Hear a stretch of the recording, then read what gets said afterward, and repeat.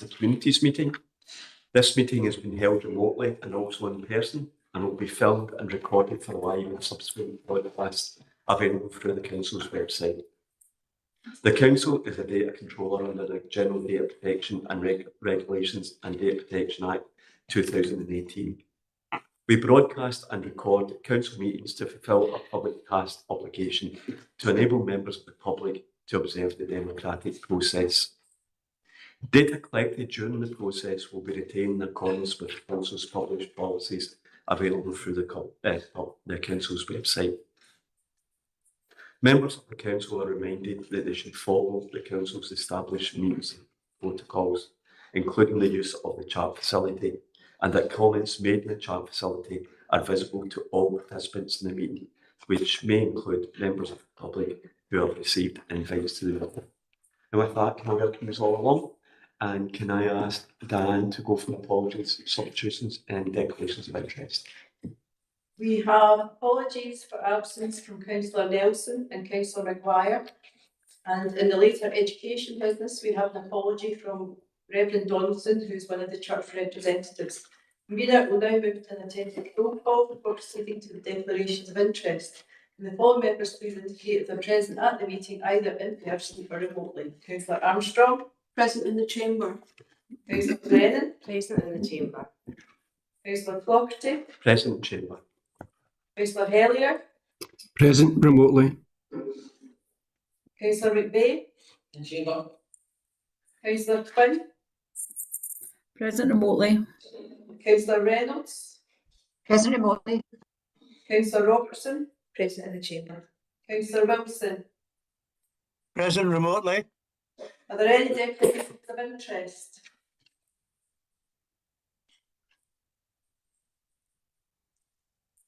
Elizabeth? Just paper 5, that mental list of all the organisations that we're funding. I've got sort of 5 organisations that I'm quite closely linked to, one of whom employs me. It's a paper for noting though, so I'm not planning on leaving or anything, but I just for transparency wanted to see. Thanks, Convener. Exactly the same. Item 5, there are 2 organisations that I am closely connected with, but because the paper for noting, I'm not proposing to leave the meeting. Thank you. Yeah, I've seen the councillors across the room making that note. I'll just also note the same that there's a few organisations that I'm close to, or mostly a board member of, so just, but I don't think, as you say, it's for noting, so it wouldn't impact my involvement in it. Thank you. If it comes to that, we do have any discussion, then we can think again at it. I don't think it will be. Any other member? No.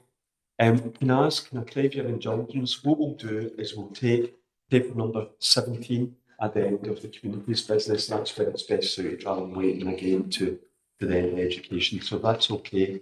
My favourite day will crack on. Francesca, if you get in? No, right, okay. And with that, we'll start with agenda item number 2, which is the revenue budget for the community side, and it'll be thanks, Convener. So this is a community's revenue budget report for 25-26. The current budget is 5.813 million, and the latest projections are an overspend of 44,000, or 0.8% of the budget, and that's a reduction in expenditure of 74,000 since the last committee.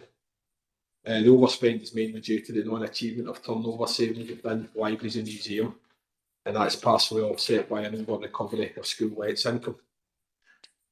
So there's no any change to what I'm reporting here really. So section 3.4 and appendix 4 gives you details of the earmarked reserves. The only earmarked reserve for this part of the committee relates to community grants, and the expenditure on that will be 25,000 per year for the next 3 years, and it's acting as a substitute for a core budget saving. And it should be noted the 25-26, the 25,000 expenditure will come through in October following the first round of the grants, the community grants subcommittee. So there's no variance being requested this committee cycle. So the committee are asked to note the current projected overspend of 44,000 for the community's revenue budget. I'm happy to take any questions. Thanks, Ian. I'll open up to questions. I've got Pam. Pam, you first. Thanks, convener. I just want to make sure I'm completely understanding this. Paragraph 1.3, that the overspend due to the non-achievement of turnover. Does that mean that we overestimated the turnover? That we thought that there would be more turnover than there was? And I have another kind of small question as well. Thank you. I'll go to Ian first. Yeah, through you could be there. Yeah, when we do the annual budget exercise each year, we build in a percentage of the Yeah. budget for turnover, expecting people to leave and new Yes. people to start. They said that when we don't achieve that, it's because that hasn't happened essentially, and it tends to be a problem in smaller departments that don't have many people. Pam? Thanks very much. That's great. I just wondered as well, how is the Law Institute closure being factored into this, or is it being factored in? Thank you. Through you convener, the staff are still getting paid, so there's no saving in regards to that. Thanks very much. I'll open up to other questions. I can't see anybody online. No one else in the room. Can we agree the paper? Okay. And we move along to the Communities Capital Programme. And we'll start off with Hugh. Afternoon, everybody. Thanks, convener. This is just an update on Communities Capital progress and also asset-related progress. 1.4 give you the total spend projected to spend this financial year. Just going down to 3.6, and Eddie will come in with some of that. The Green Road Communities Centre upgrade, part of the early adopted fund. I'm delighted to say that we've now managed to put the agreement with the Scottish Government that we were able to carry this money into the 26-27 budget due to some delays that we've got with the capital budget. So we received that this morning and we were waiting for an update round, an updated letter to come for that. So I'm delighted that's over around. Bankstreet Community Hub, again, due to the changes within the Bankstreet Community Halls, we're still working with the officers there to get the relevant paperwork. We're working very closely with our colleagues in legal. We're hoping for these contracts to be signed by the end of the calendar year, but the delay has been due to change of officers within that organisation. Up Mountain Halls, part of 3.8 of the report, unfortunately we applied for the Regeneration Capital Fund in April for first round, and unfortunately we were unsuccessful. That was due to over number of people applying for that grant, but also some things that we need to learn from the application. It was a very small application based on the information you have to write in stage one. 3.9, we have put a bid in for changing places, as you can see within the report. There's a £10 million investment coming from the Scottish Government for changing places toilets, and we put a bid in for that. We are working very closely with our colleagues in Liverpool Leisure, and we have submitted a bid for 3 sites. External module for Battery Park, an external module for outside the waterfront. This is not anything to do with what the work has already been agreed in principle through Eddie's team to do the internal modernisations of these sites at the waterfront. On to 3.10 and the update around the asset transfer working group. Just to confirm, we're working away on that.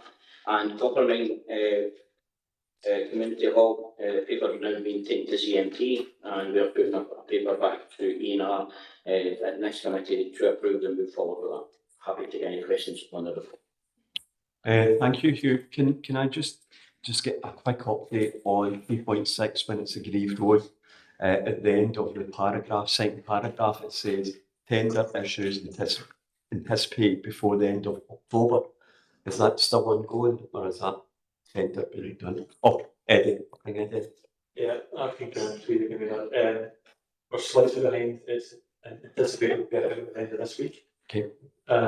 We are also looking at other ways of mitigating that and looking at potentially doing the car park separately as enabling works. So we're looking to maximise the spend in the current financial year, but the positive news, as Hugh's mentioned, is the engagement with Scottish Government and the ability to carry that money into the next financial year, which will obviously assist the process. Good. Well, that's good news for both Councillor McVeigh, Councillor Maguire.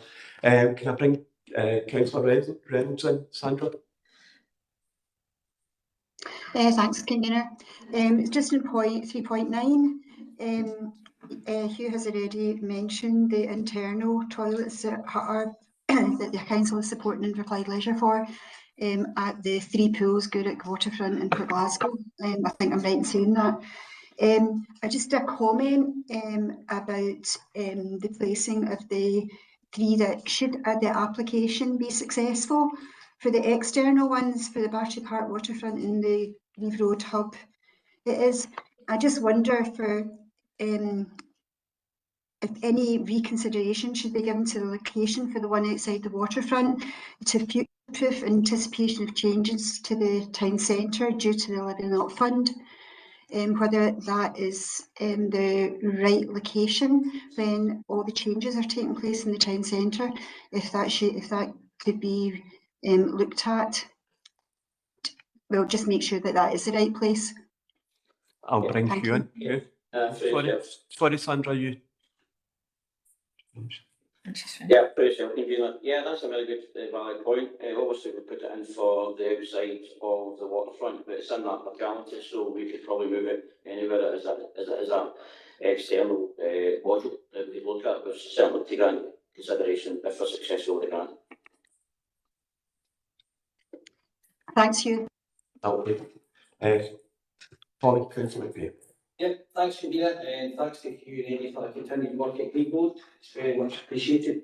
My question is on the Gorilla Gardens. It's quite a lively debate or discussion, sorry, at Landfill Bayside and Branston Community Council last month, and I'm just wondering what kind of timescales are looking at for the district value to get back, so this issue can be addressed, and the other one on the upper Landfill tenants. So those ongoing discussions, does that mean that we included that or excluded from the review of facility process? So, on the landfill community facility, no, the landfill community facility will be part of the overall review of Ward 6.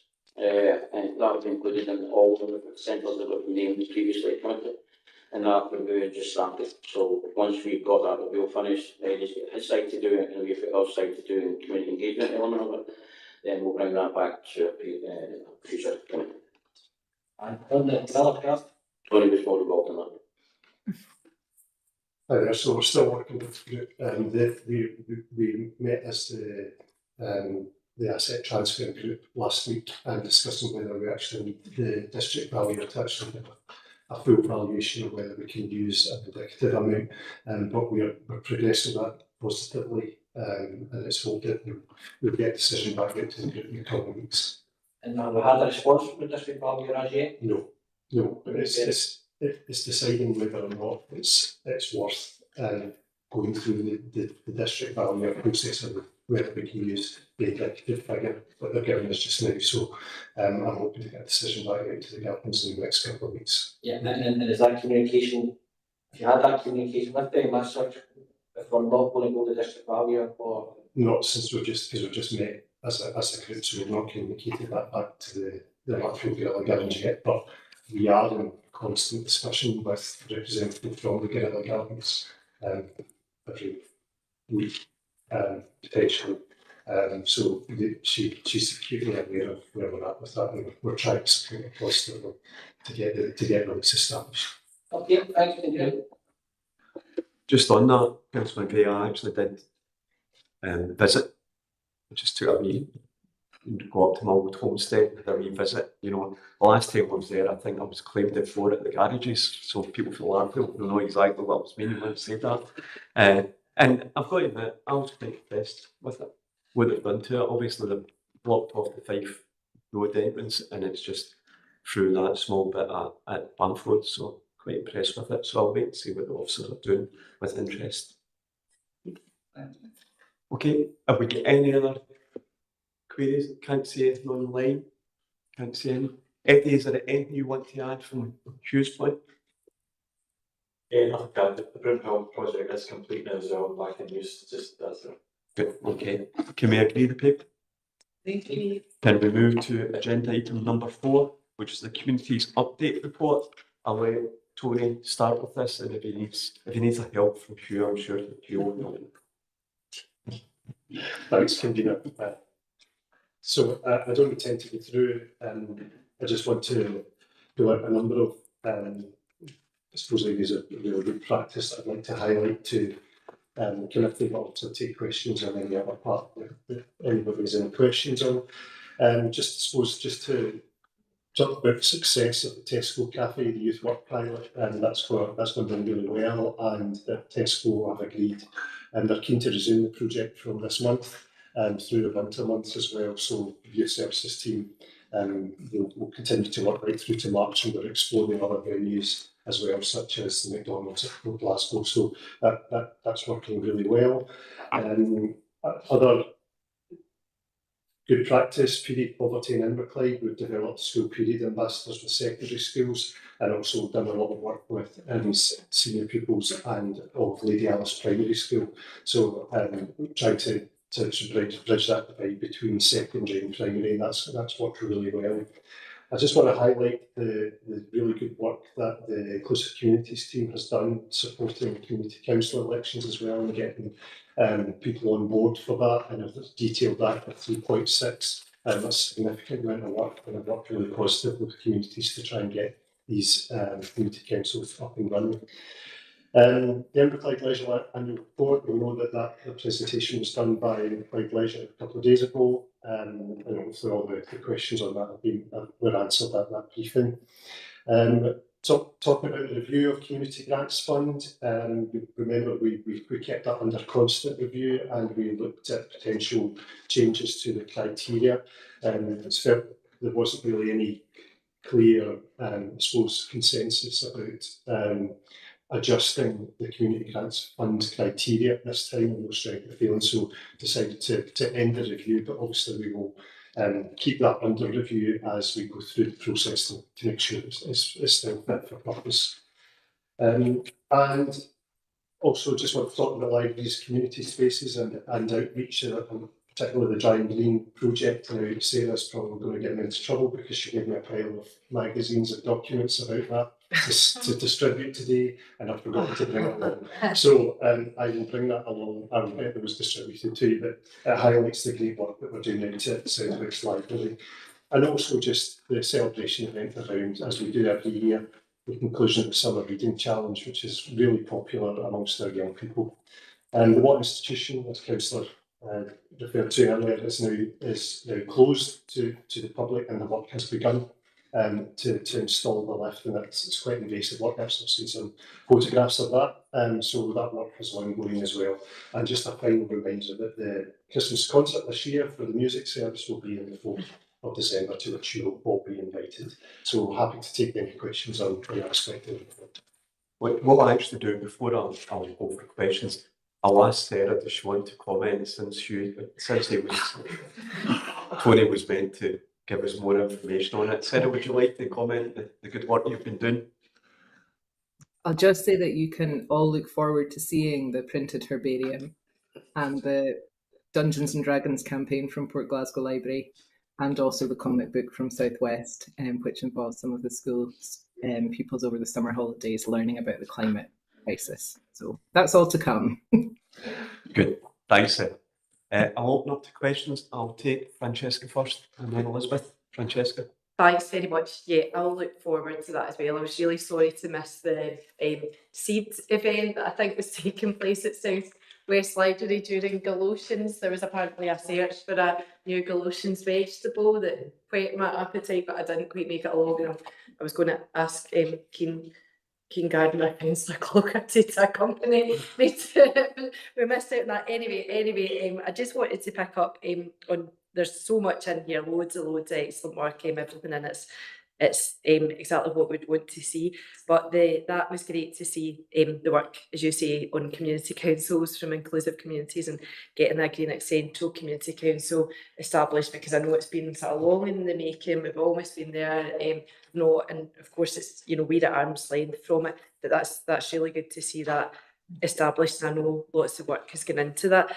because I think just kind of tapping in as well to that antisocial behaviour community engagement, quite a few of the councillors were at the Greenock West and Cardwell Bay Community Council that had a special focus on antisocial behaviour or tackling what there is around the Esplanade. And it was just also a bit of a thanks to everybody who was at that, the wardens, the police, some of the traffic cops as well, and the community council themselves, because I think they've been talking about getting that organised, and it's one of the things that just shows the good work that can happen when everybody's working together from the community council. And I think it'll be really good and useful then to see that Greenock Central one established and working for the for that part of Ward 4. So I know we've got 3 out of 4 of our Ward 4 members here in this committee. So yeah, thanks to everybody involved in that. And also yeah, and then I will wrap up that yo-yo in the Little Lock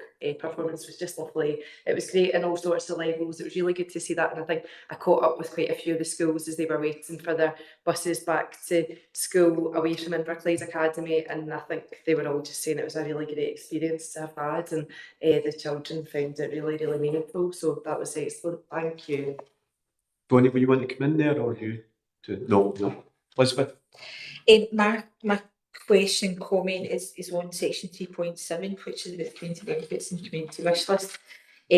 Just obviously aware that when we do planning things, development things, the community benefits is a part of that, but it's maybe something that we've not kind of yielded on. We've not seen a tremendous yield on, and I'm wondering if it's possible to get a marker down for update reports on kind of almost kind of drawing a line in the sand and going, yep, when we're doing developments from here on in, we're going to make sure that not only do we ask people to make good on their requirement for community benefits, but that they're actually really significant, quite substantial, and the things that communities want in the areas where the developments are happening. So I was just hoping we could maybe put a marker down for updates.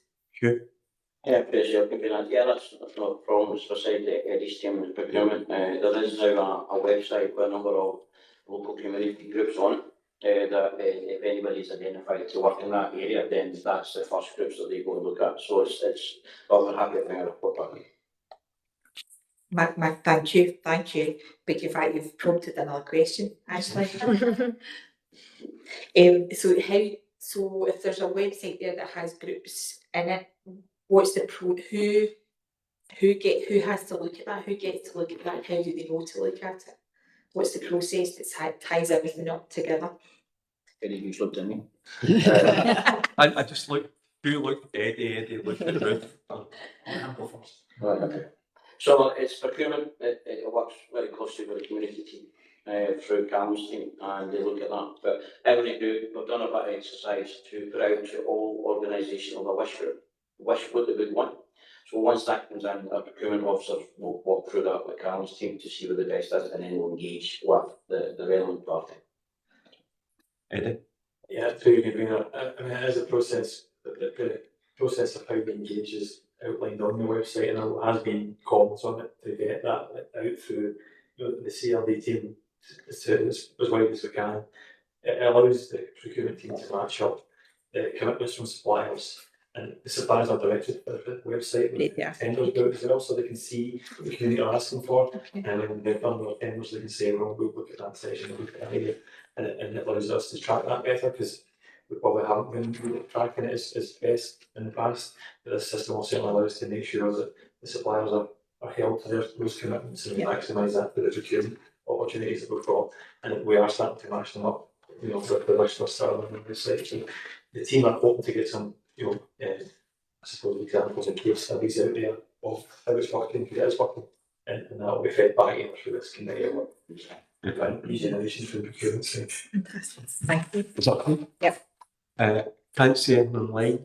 The only thing I would say on the back of Francesca's points was, of course, from that we actually had street surgery as well at the Esplanade, and I thought, well, we'll have a street surgery, probably nobody would turn up to it, but they actually had a fantastic response. So again, just to put my thanks to Hugh's team for organising that, and it was very successful. And I thought, if they all have street surgeries all over the place, then it could do councillors out of the job, and might do for some sort of financial saving to the council. Putting that out there. No, but thanks very much for that. It was much appreciated. And I think the feedback we've got was much appreciated as well. So can we agree the paper? Agreed. Can we move to agenda item number 5, which is just really, as we said earlier, it's the community grants fund, and I'll just let you introduce it. Yeah, thanks, Convener. Thanks very much. This is just an update of the community grants round 1. You see within the paper, under point 5, 1.6, there was 103 one-off grant applications received this time. Requesting a sum of 700,039, a lot of money. 1.8 of the report gives you that we had 245,622 in the top, and we allocated that to all the groups, and it leaves a balance of 12,578 for around 2 million. Happy to get the question. Okay, can we agree? The only thing I would say, it does show you the amount of community groups that do benefit from the community grants that we do, and the wide range that do get that. So well done for the subcommittee for going through with that, and the officers for supporting the applications. We agree the paper. Thank you. And now I believe we're going on to the paper, the blue. Oh, no, Mr. We'll go into private session if that's okay with you.